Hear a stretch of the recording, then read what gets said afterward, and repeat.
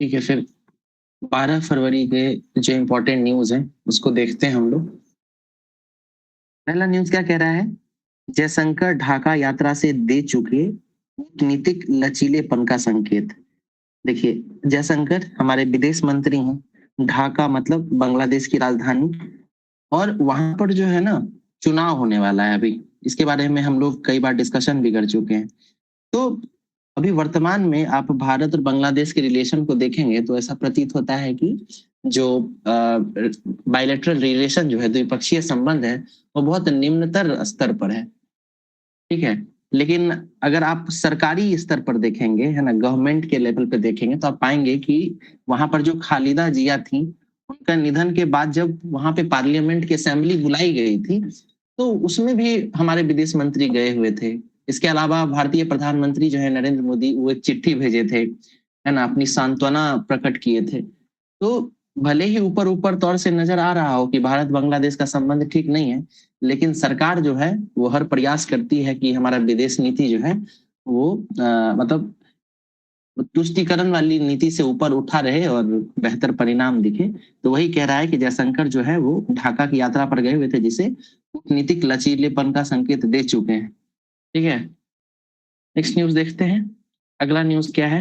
मतदाताओं को मिले निर्वाचित अपने जनप्रतिनिधियों को वापस बुलाने का अधिकार। ये वापस बुलाने का अधिकार क्या है? इंग्लिश में इसको कहते हैं राइट टू रिकॉल। ये जो पश्चिमी देश होते हैं, जो वेस्टर्न कंट्रीज हैं, वहां पर इस प्रकार की अवधारणाएं बहुत ज्यादा प्रचलित हैं। इसमें क्या होता है कि जैसे आप राष्ट्रपति की बात कीजिए, भारत में राष्ट्रपति का पद है। इसके अलावा चीफ जस्टिस ऑफ इंडिया देख लीजिए, भारत के जो वो है चीफ जस्टिस है। इसके अलावा आप उसको देख लीजिए, अभी जो ओम बिरला है हमारे, है ना, लोकसभा के अध्यक्ष, कहने का, या फिर हमारे जो उपराष्ट्रपति होंगे। तो ये जितने भी बड़े बड़े पद हैं, इन सबको भी हम लोग क्या कर सकते हैं? महाभियोग के द्वारा जो है इन सबको हटा सकते हैं। ठीक है, महाभियोग चलाकर इन सबको अपने पद से हटा सकते हैं। लेकिन हमारे जो विधायक होते हैं, जो हमारे सांसद होते हैं, उनको इस तरीके से महाभियोग द्वारा हटाने का कोई प्रथा नहीं है भारत में। तो ये आम आदमी पार्टी के राज्यसभा सदस्य हैं, राघव चड्ढा, पंजाब से आते हैं ये। इनके द्वारा राइट टू रिकॉल को भारत में लागू करने की बात कही गई है। इसका मतलब ये है कि अगर कोई जनप्रतिनिधि जो है वो ठीक काम नहीं करता है, जो वादा करता है चुनाव के समय में, अगर इसको पूरा नहीं करता है, तो उसको जो है जनता राइट टू रिकॉल का उपयोग करके अपने पद से हटा सकती है। यानी ऐसा नहीं है कि 5 साल पूरा होगा तभी चुनाव होगा। अगर वो व्यक्ति, अगर वो विधायक या सांसद बेहतर काम नहीं करेगा, ठीक है, अपने शक्ति के अनुरूप कार्य नहीं करेगा, तो उसको राइट टू रिकॉल का प्रयोग करके हटाया जा सकता है। तो ये एक नया इनिशिएटिव है, उसके बारे में राघव चड्ढा बोले हैं। राइट टू रिकॉल जो है, आप लोग पढ़ते होंगे, हम लोग जो एग्जाम देते हैं बिहार पुलिस एसआई का, या फिर जो बीपीएससी का जो एग्जाम होता है, उसमें आप लोग सुनते होंगे प्रत्यक्ष लोकतंत्र। सुने आप लोग प्रत्यक्ष लोकतंत्र के बारे में? तो उसी में प्रत्यक्ष लोकतंत्र का ही जो है ना, एक रूप कह सकते हैं कि राइट टू रिकॉल जो है उसका ही एक वो है, मतलब उसी का फीचर है ना। डायरेक्ट डेमोक्रेसी का ही एक फीचर है, जहां लोग अपने सांसद और अपने प्रतिनिधियों को वापस बुला सकते हैं। यानी उनका जो ड्यूटी है, उनका जो पद है, उसको समय 5 साल पूरा होने से पहले ही समाप्त कर सकते हैं। ठीक है, ये बजट से जुड़ा हुआ है न्यूज, हम लोग इसको कवर कर चुके हैं। ये देखिए, ये न्यूज क्या है? आज जारी होंगे नई श्रृंखला पर आधारित मुद्रास्फीति के आंकड़े। याद कीजिए, जब हम लोग करंट अफेयर्स डिस्कस कर रहे थे तो इसको हम लोग कई बार देखे हैं कि हमारा जो कंज्यूमर प्राइस इंडेक्स है, उसके आधार वर्ष को 2012 से बदलकर 2024 कर दिया है। ठीक है, और मैंने तभी बताया था कि ये जो 2024 वाला आधार वर्ष है, इसके अनुसार पहला आंकड़ा 12 फरवरी 2026 को आएगा। ठीक है, पहला आंकड़ा कब आएगा? 12 फरवरी 2026 को। और आज ही 12 फरवरी है, इसलिए ये न्यूज फिर से जो है चर्चा में रहा है। ठीक है, तो इसको हम लोग पहले देख चुके हैं। इसके अलावा आगे जब हम लोग वन लाइनर्स की बात करेंगे, वहां ये न्यूज हम फिर से डिस्कस करेंगे। आगे चलते हैं। देश की पहली म्यूजिकल रोड पर गाड़ी चलाते समय सुनिए जय हो। जय हो ये गाना है स्लम डॉग मिलियनियर का, ए आर रहमान इसका म्यूजिक दिए थे। ठीक है, तो क्या हुआ है कि मुंबई का जो एक कोस्टल रोड है, ठीक है, मुंबई का कोस्टल रोड, जिसका नाम छत्रपति संभाजी महाराज के नाम पर रखा गया है, वहां पर क्या होगा ना कि रोड पर इस तरीके का कोई साइन वगैरह बनाया गया है। ठीक है। बहुत लंबा, मतलब समझिए कि 1 से 1.5 किलोमीटर के आसपास जो है इस तरीके का डिजाइन तैयार किया गया है। इसमें क्या होता है कि अगर आप एक एवरेज गति से लगभग 70 से 80 किलोमीटर की रफ्तार से अगर आप चलेंगे ना यहाँ पे, तो आपका जो टायर है वो जब इन जो आपको आकृति दिख रहा होगा इससे जब पास करेगा तो वो एक खास प्रकार का वाइब्रेशन उत्पन्न करेगा। ठीक है, इसको इस तरीके से डिजाइन किया है कि जब टायर इससे गुजरता है तो खास प्रकार का वाइब्रेशन उत्पन्न होता है। ठीक है, और यहाँ पे जब 70 से 80 किलोमीटर की रफ्तार चलिएगा तो आपको ये जय हो गाना का धुन सुनाई देगा, है ना। इस तरह का वाइब्रेशन करेगा चक्का आपका कि यहाँ पे आपको जय हो गाना सुनाई देगा, उसका धुन सुनाई देगा। ठीक है, इसका शुभारंभ कौन किए हैं? तो इसका उद्घाटन जो है महाराष्ट्र के मुख्यमंत्री देवेंद्र फडणवीस किए हैं। ठीक है, और ये तकनीक जो है ना हंगरी का तकनीक है। हंगरी यूरोप का एक देश है, वहां की तकनीक है ये। ठीक है, आपसे पूछा जा सकता है कि पहला म्यूजिकल रोड कहाँ बना है? तो मुंबई के कोस्टल रोड पे बना है, जिसका नाम छत्रपति संभाजी महाराज के नाम पर रखा गया है। नेक्स्ट न्यूज पे चलते हैं। वांगचुक, इनके बारे में पता होगा, इनका पूरा नाम है सोनम वांगचुक। लद्दाख के समाज सेवी हैं। ठीक है, पर्यावरणकर्ता भी हैं। तो इनको जो है लद्दाख में हाल ही में जब एक आंदोलन प्रफुष्ट हुआ देखा गया, तो उसके कारण जो है इनको जेल में डाल दिया गया है। तो इनको बेल के लिए जो है इनके तरफ से काफी प्रयास किया जा रहा है, लेकिन सरकार जो है वो बेल नहीं दे रही है। फिर क्या हुआ है कि ये सोनम वांगचुक की जो टीम है वो बताई कि इनका तबीयत खराब है, इसी बुनियाद पर इनको बेल दे दिया जाए। तो जो महाधिवक्ता है तुषार मेहता वो कह रहे हैं कि ऐसा कोई बात नहीं है, इनका तबीयत भी ठीक है, 24 बार चिकित्सीय जांच की जा चुकी है, इसमें कोई बड़ी समस्या देखने के लिए नहीं मिली है, इसलिए ये अभी भी जेल में रहेंगे। ठीक है, तो ये एक प्रकार से वैज्ञानिक हैं, समाज सेवी हैं, लेकिन देखिए उनको जेल में डाला गया है। इसके अलावा आपको राम रहीम के बारे में पता होगा। ठीक है, उनको बार बार पैरोल मिल जाता है। तो इस पे भी जो आर्टिकल छपता रहता है कि हम लोग ऐसे समय में जी रहे हैं भारत में जहाँ पे जो बलात्कारी हैं, है ना, उनको तो बार बार पैरोल मिल जाता है, और जो समाज सेवक हैं, पर्यावरणविद हैं, उनको जेल में डाल दिया गया है। इन पे एनएसए लगाया गया है। ठीक है, बहुत गंभीर आरोप इन पर लगाया गया है, तो इसको याद रखिएगा। अगला न्यूज है, बहुत इंपॉर्टेंट है ये, और 3-4 आर्टिकल इस न्यूज पे छपा है। क्या है? राष्ट्रगान से पहले राष्ट्रगीत के सभी 6 छंद गाना जरूरी।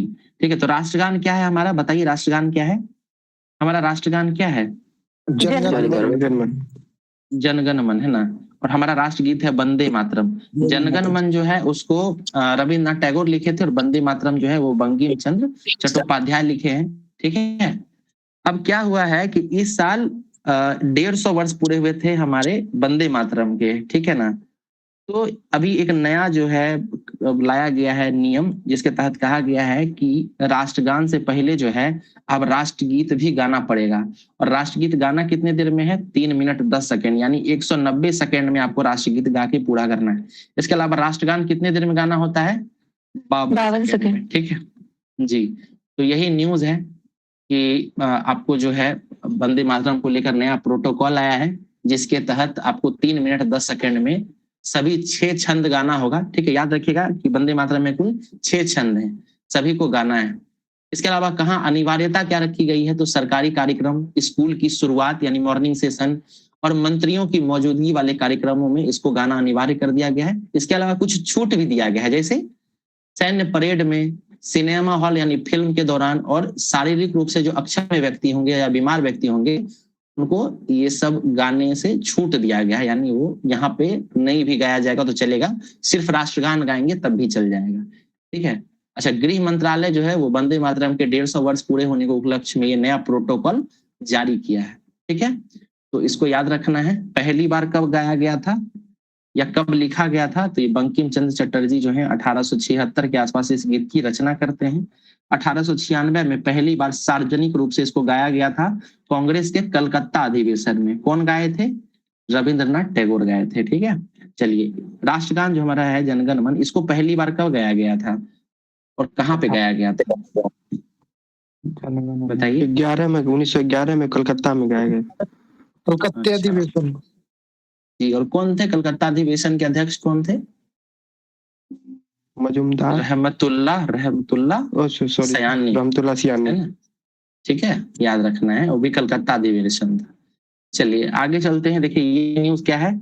कश्मीर 10,000 करोड़ की सेब अर्थव्यवस्था पर संकट। 10,000 करोड़, अब ये संकट क्यों आया है, तो आपको पता होगा कि भारत और अमेरिका के बीच जो है अभी एक व्यापार समझौता हुआ है, ट्रेड डील हुआ है, जिसके तहत ऐसी आशंका जताई जा रही है कि भारतीय जो मार्केट है, भारतीय बाजार है, उसको कृषि उत्पादों के लिए भी खोला जाएगा।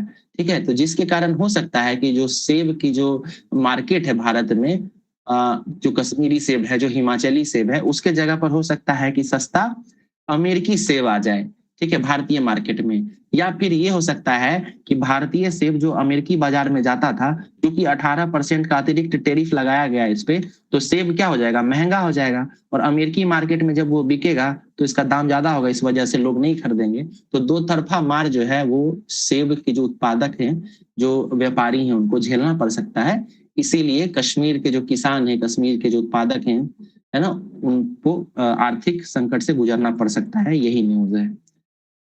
आगे चलते हैं। नेक्स्ट न्यूज क्या है, दुर्लभ खनिज ज्यादा जरूरी नहीं है। रेहू कतला झींगा के पालन में आंध्र बंगाल को टक्कर देगा बिहार। तो बिहार सरकार जो है मत्स्य पालन में अग्रणी होने जा रहा है। इसके लिए हमारे जो मुख्यमंत्री हैं अभी इसके लिए बहुत सारा इनिशिएटिव ले रहे हैं, तो उसी के उपलक्ष्य में ये न्यूज है। जब कुछ डिटेल में कोई योजना आ जाएगा, है ना, जब सरकार कोई योजना ले आएगा या कोई नया इनिशिएटिव लाएगा, तो इसको डिटेल में देखेंगे। अभी बिहार का कौन कौन सा जिला मछली उत्पादन में पहले नंबर पे है, बताइए। पहले स्थान पर मछली उत्पादन में कौन सा जिला है? मधुबनी। जी, मधुबनी। और दूसरे नंबर पर? दरभंगा। दरभंगा, ठीक ठीक है, इसको याद रखिएगा। चलिए नेक्स्ट न्यूज देखते हैं। सुरक्षित शनिवार। देखिए क्या है ना कि बिहार सरकार के द्वारा एक इनिशिएटिव लिया जा रहा है, शुरुआत किया जा रहा है कि जो विद्यालय होगा, स्कूल होगा, उसमें सुरक्षित शनिवार कार्यक्रम शुरू किया जाएगा। और इसके तहत जो है ना आपदा प्रबंधन जो होता है, मतलब डिजास्टर मैनेजमेंट से जुड़ा हुआ कुछ ट्रेनिंग दिया जाएगा, है ना, कि कैसे बच्चों को डिजास्टर के समय में मतलब काम करना चाहिए। तो वही सुरक्षित शनिवार, यही प्रोग्राम है। जब डिटेल में कुछ आएगा तब बात करेंगे। ये न्यूज क्या है, बाल कल्याण से जुड़ा हुआ। हमारे लिए इंपॉर्टेंट क्या है, आपको पता होना चाहिए कि बिहार सरकार जो है वो बजट के साथ साथ जो है ना 2-3 बजट लेके आती है। प्लीज म्यूट कर लेंगे जितेंद्र कुमार शाह, थैंक यू, है ना। देखिए बजट के साथ साथ क्या करता है बिहार सरकार, जेंडर बजट लेके आता है, ग्रीन बजट लेके आता है, और बाल बजट लेके आता है। ठीक है, जेंडर बजट में क्या होता है कि किसी भी विभाग को जब पैसा मुहैया कराया जाता है तो उसमें महिला और पुरुष दोनों को ध्यान में रखकर वित्त आवंटित किया जाता है। ग्रीन बजट क्या होता है कि कोई भी विभाग को जब वित्त आवंटित किया जाता है तो उसमें पर्यावरण संरक्षण भी उसके साथ जुड़ा हो। ऐसा ना हो कोई इनिशिएटिव लें और उससे हम पर्यावरण को दूषित करें या उसको खराबी पहुंचाएं, तो इसके लिए ग्रीन बजट पहले से डाला जाता है। उसी तरीके से बाल बजट भी बिहार सरकार लेके आती है।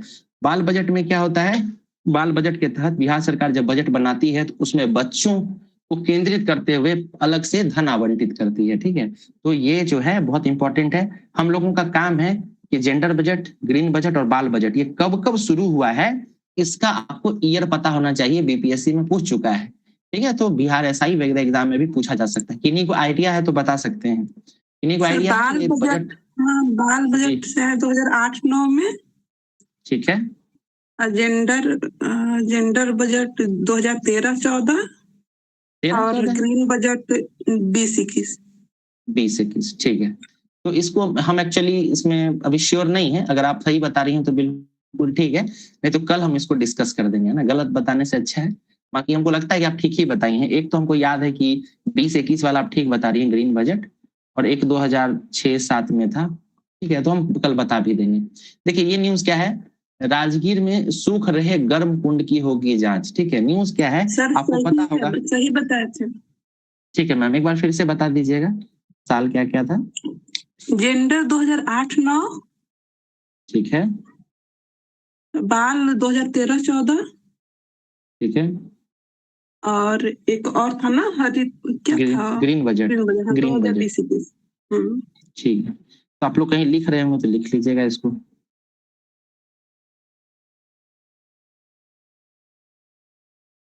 ठीक है, चलिए आगे चलते हैं। तो राजगीर में सूख रहे हैं गर्म कुंड।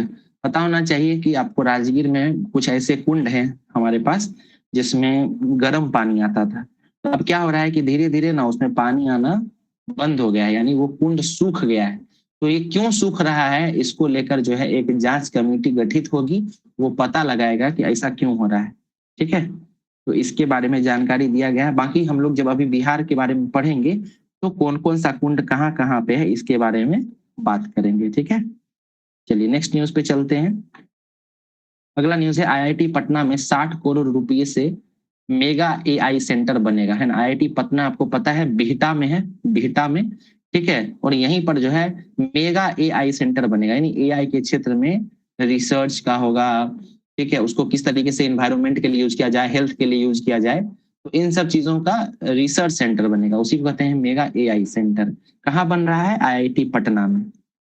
नेक्स्ट न्यूज पे चलते हैं। अगला न्यूज है संसद सुचारू रूप से चले यह आखिर किसकी जिम्मेदारी। यहाँ से हमारा संपादकीय वाला सेक्शन शुरू होता है।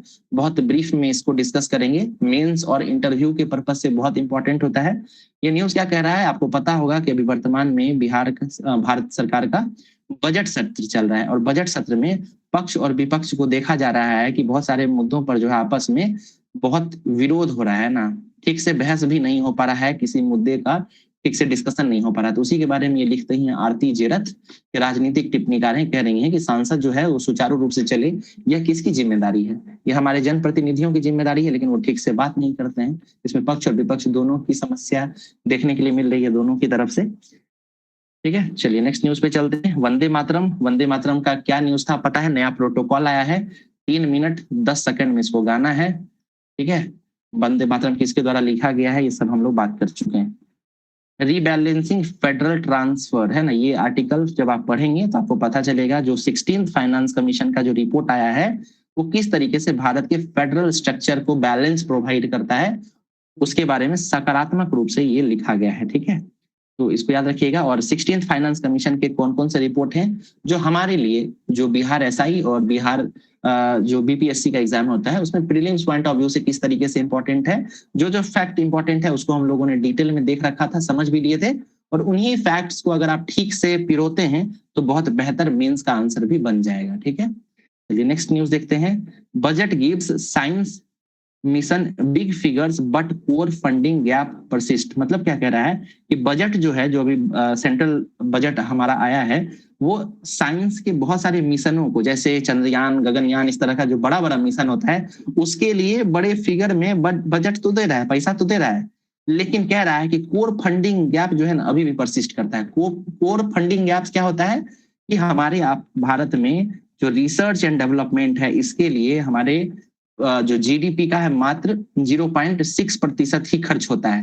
ठीक है, यानी क्या, अगर हम अपने क्षेत्र में, हम अपने भारत में रिसर्च और डेवलपमेंट के क्षेत्र में अगर अपना बजट का इतना कम प्रतिशत खर्च करेंगे तो नई चीजें बाहर निकल के नहीं आएंगी। ठीक है, तो उसी के बारे में ये कह रहा है। ठीक है, 16th फाइनेंस कमीशन के बारे में ही ये न्यूज भी है, कोई ज्यादा चीजें नहीं है खास। इसके अलावा यहाँ आपको दिख रहा होगा ये चार्ट, तो ये हम लोगों ने देखा भी हुआ है। आप लोग बताएंगे कि ये 16th फाइनेंस कमीशन में एक नया मानक कौन सा जोड़ा गया है इस बार, क्या नाम था उसका?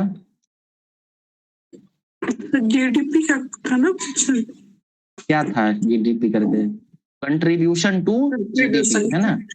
हाँ, और कंट्रीब्यूशन क्या है, कोई भी राज्य जो है वो भारत की जीडीपी में कितना कंट्रीब्यूट कर रहा है, वही है कंट्रीब्यूशन टू जीडीपी। ओके, तो इसको याद रखना है। और केंद्र सरकार और राज्य सरकार जो है उसके बीच करों का विभाजन कितना प्रतिशत रखा गया है इस बार? 41%।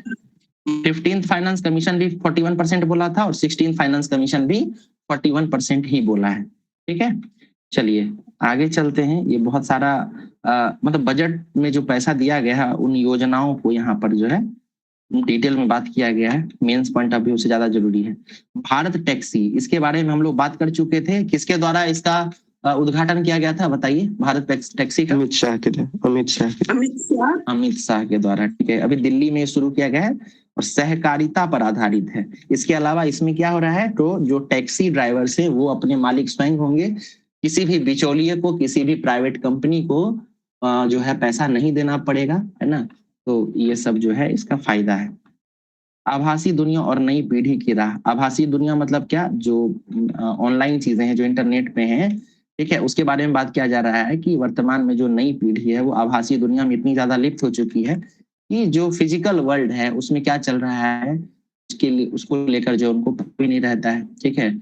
आभासी दुनिया में वहाँ की जो चकाचौंध है उसको देखते हुए जो है वो अवसाद में आ जाता है ना। बहुत प्रकार का मानसिक समस्या जो है वो बच्चों में देखने के लिए मिल रहा है। इसके अलावा गेमिंग के लत को लेकर भी जो है एक समस्या देखी गई थी। आपको हम 3-4 दिन पहले बताए भी थे कि बहुत सारा आर्टिकल छपा था उसके बारे में। चलिए अब यहाँ से कुछ वन लाइनर्स न्यूज देखते हैं जो काफी इंपॉर्टेंट है। पहला न्यूज क्या है, नेटवर्क रेडीनेस इंडेक्स। तो नेटवर्क रेडीनेस इंडेक्स 2025 आया है। इसमें भारत का स्थान 45वां है। पहले इसमें हम लोग 49वें स्थान पर थे, लेकिन इस बार हम लोग 45वें स्थान पे आए हैं, यानी कुछ सुधार देखने के लिए मिला है। कुल देशों की संख्या की बात कीजिएगा तो 127 है, इसमें हम लोग 45वें स्थान पे हैं। कल हम लोगों ने एक भ्रष्टाचार सूचकांक के बारे में बात किया था, याद है? भ्रष्टाचार, भारत का क्या स्थान था भ्रष्टाचार में? 91 स्थान। बिल्कुल, पहले हम लोग 96 पोजीशन पे थे, 37 था स्कोर हम लोगों का, है ना। कुल 182 देशों में 91वां स्थान था, ठीक है। पुराना भी याद रखना है। आज हम लोगों को नेटवर्क रेडीनेस इंडेक्स मिला है, इसमें हम लोग 45वें स्थान पर हैं। कुल देशों की संख्या है 127, स्कोर कितना है? 45वां स्थान है और 54 स्कोर है। उल्टा कर दीजिएगा 45-54 तो याद रह जाएगा, ठीक है। जारीकर्ता कौन है? तो पोर्टूल्स इंस्टीट्यूट, ये वॉशिंगटन डीसी का है, वो इसको जारी करता है। पहले स्थान पर यूएसए है, दूसरे स्थान पर फिनलैंड और तीसरे स्थान पर सिंगापुर है। आगे चलते हैं, अगला है, अभी हम लोगों ने बताया भी था कि आपको जो जीडीपी गणना होती है उसका बेस ईयर चेंज हो रहा है। तो हम लोगों ने बात किया था सीपीआई का, है ना, कंज्यूमर प्राइस इंडेक्स का बात किया था, जिसको 2012 से, है ना, 2012 से बदलकर 2024 कर दिया है।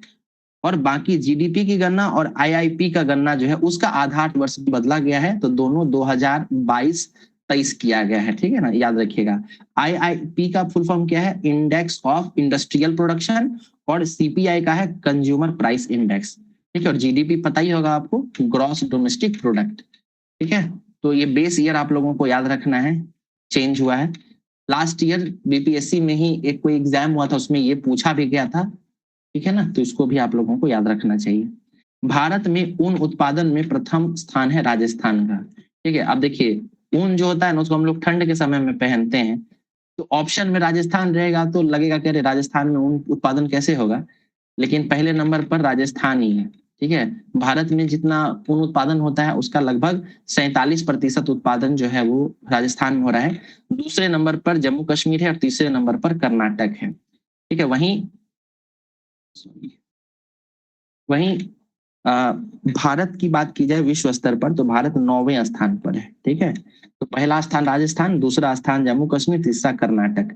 इसके अलावा भेड़ की किस्मों की बात करेंगे तो मारवाड़ी और चेकला, ये दोनों भेड़ की किस्में हैं, ठीक है। आगे चलते हैं, भारत और नीदरलैंड ने हाइड्रोजन फेलोशिप कार्यक्रम की शुरुआत की। तो भारत और नीदरलैंड दोनों मिलकर हाइड्रोजन फेलोशिप कार्यक्रम शुरू कर रहा है, ठीक है। भारत का राष्ट्रीय ग्रीन हाइड्रोजन कार्यक्रम जो है वो इसमें जुड़ गया है, याद रखिएगा। आगे चलते हैं, भारत सरकार द्वारा 2 नए टेलीस्कोप लद्दाख में स्थापित किए जाएंगे, ठीक है। तो ये दोनों टेलीस्कोप का नाम याद रख लेना है। पहला है NLST, पूरा नाम क्या है? National large solar telescope, NLST national large solar telescope. वहीं अगला है NLOT, यह है नेशनल लार्ज ऑप्टिकल टेलीस्कोप। अब नेशनल लार्ज सोलर टेलीस्कोप क्या है? सोलर नाम से पता चल रहा है कि सूर्य से जुड़ा हुआ होगा कुछ। ये विश्व का सबसे बड़ा सौर टेलीस्कोप है, इसका व्यास 2 मीटर है, ठीक है। ये लद्दाख के पेंगोंग लेक के पास स्थापित किया जा रहा है। वहीं अगला है NLOT यानी नेशनल लार्ज ऑप्टिकल टेलीस्कोप, इसको लद्दाख के हैनले में स्थापित किया जा रहा है। इसका व्यास है 13.7 मीटर। और ये काम क्या करेगा? तो ये अंतरिक्ष की गहराई में एक्सोप्लैनेट्स, सितारों के जन्म, आकाश गंगाओं की उत्पत्ति और ब्रह्मांड की शुरुआत जैसे रहस्यों का अध्ययन करेगा, ठीक है। तो ये दोनों याद रखना है। आगे चलते हैं, लखपति बिटिया योजना। तो लखपति बिटिया योजना कहाँ पे शुरू किया जा रहा है? नई दिल्ली में। नई दिल्ली की मुख्यमंत्री हैं रेखा गुप्ता, याद रखिएगा। ये बताइए तो रेखा गुप्ता दिल्ली की कौन सी क्रम की महिला मुख्यमंत्री हैं? दिल्ली में पहले भी महिला मुख्यमंत्री रह चुकी हैं, तो रेखा गुप्ता किस स्थान पर आती है? दूसरे चौथा, है ना, चौथा। देखिए पहले नंबर पे कौन है? तो ये है सुषमा स्वराज, ठीक है। दूसरे नंबर पे है शीला दीक्षित, तीसरे नंबर पर है आतिशी मार्लेना और चौथे नंबर हाँ। है रेखा गुप्ता। ठीक है, तो पूछा जा सकता है, याद रखिएगा। अगला न्यूज है दिल्ली खेल महाकुंभ आयोजन। ठीक है, तो दिल्ली में जो है दिल्ली खेल महाकुंभ का आयोजन हो रहा है, पहली बार हो रहा है और इसके ब्रांड एम्बेसडर शिखर धवन बने हैं। शिखर धवन जो है आपको क्रिकेट खेल से जुड़े हुए हैं। ठीक है, चलिए अगला न्यूज देखते हैं। अगला क्या है, राष्ट्रीय महिला दिवस। पता होगा आपको कि राष्ट्रीय महिला दिवस जो है उसको 13 फरवरी को मनाया जाता है। ठीक है, 13 फेब। क्यों मनाया जाता है कि इसी दिन जो है सरोजनी नायडू, इनका जन्मदिन है, तो उन्हीं के उपलक्ष्य में, जो इसी उपलक्ष्य में राष्ट्रीय महिला दिवस मनाया जाता है। इसके अलावा अंतर्राष्ट्रीय महिला दिवस की बात कीजिएगा तो यह 8 मार्च को मनाया जाता है। ठीक है, 8 मार्च को अंतर्राष्ट्रीय महिला दिवस और राष्ट्रीय महिला दिवस 13 फरवरी को। सरोजनी नायडू की बात करेंगे तो इनका जन्म 13 फरवरी 1879 को हुआ था। इनको भारत कोकिला के नाम से जाना जाता है। 2014 से राष्ट्रीय महिला दिवस मनाया जा रहा है, यानी शुरुआत 2014 से हुआ है। 1925 में इंडियन नेशनल कांग्रेस की पहली महिला अध्यक्ष बनी थी, पहली भारतीय महिला। ठीक है ना, अगर सिर्फ महिला बोलेगा तो उसमें आप एनी बेसेंट का नाम लेंगे, जो 1917 में राष्ट्रीय कांग्रेस की अध्यक्ष बनी थी। वहीं पहली भारतीय महिला का बात कीजिएगा तो वो सरोजनी नायडू है। ठीक है, इसके अलावा सरोजनी नायडू जो है भारत की पहली महिला राज्यपाल बनी थी। ये उत्तर प्रदेश की राज्यपाल थी, 1947-1949 तक ये राज्यपाल रही थी। तो ये हमारा जितना भी करंट अफेयर्स है इंपॉर्टेंट, वो कवर होता है। ये बताइए तो गांधी जी कब बने थे कांग्रेस के अध्यक्ष? गांधी जी 1924 कहाँ पे? बेलगांव बेलगांव कहाँ पे है? बेलगांव कर्नाटक। कर्नाटक। चलिए, तो हमारा करंट अफेयर्स का क्लास यहीं पे समाप्त होता है।